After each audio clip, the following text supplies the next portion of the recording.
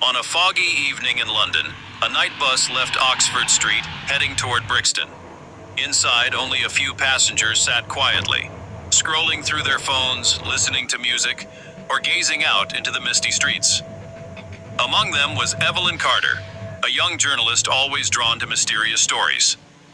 2 rows ahead sat Mr. Thomas Reed, a man in his 70s, wearing a brown coat and holding tightly onto an old leather briefcase. Behind them was Daniel Miller, a university student with headphones in his ears. The bus rolled smoothly until it stopped at a lonely station. Evelyn noticed something strange. The old man stood up and stepped off the bus, but he left his briefcase behind. "Sir, you forgot your case," Evelyn called out, but the man vanished into the fog without turning back. Curious, she picked up the case. It was unusually heavy. With hesitation, she slowly opened it.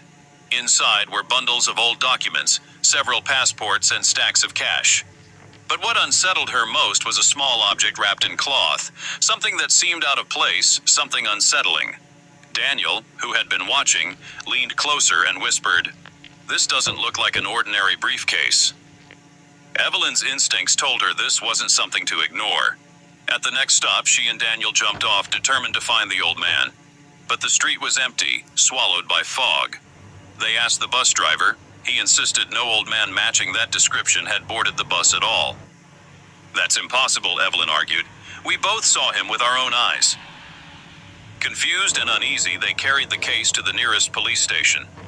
There they met Detective Inspector Harris, a sharp, skeptical officer. He carefully examined the contents of the briefcase, and his expression grew serious. "Where exactly did you see this man?" Harris asked. "On the bus.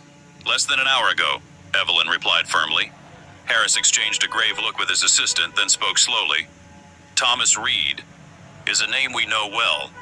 Years ago, he was a respected banker accused of embezzling millions. He vanished under mysterious circumstances and was never seen again. Some believe he disappeared into the fog forever." Evelyn and Daniel froze. "That can't be true. We both saw him tonight," Evelyn insisted. Harris leaned back in his chair. "Every few years, someone reports seeing him, always on the same bus route, always carrying this briefcase. We've never been able to explain it." The next morning, shocking news spread. The briefcase had disappeared from the police evidence room. No trace, no clues.